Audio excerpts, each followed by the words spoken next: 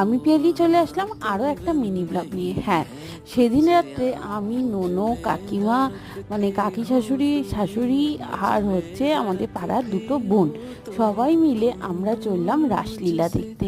স্বয়ং শ্রী রাধা মাধব আর তাদের সখীগণেরা এখানে রাসলীলা করবে। সাথে ছিলেন পার্বতী আর ভোলা মহেশ্বর। কি মজা করেই না তারা রাস করলেন, আর আমরা সেই রাসের সম্পূর্ণ স্বাদ আস্বাদন করে তবেই বাড়ি ফিরলাম।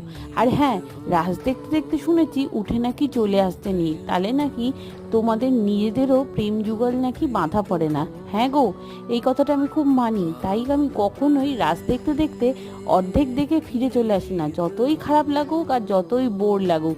প্রত্যেক বছরই কিন্তু রাস দেখতে আমরা যাবই যাব। আর এই দেখো, রাধা আর মাধবের প্রেম যুগলে একজনে বাধা পড়লো।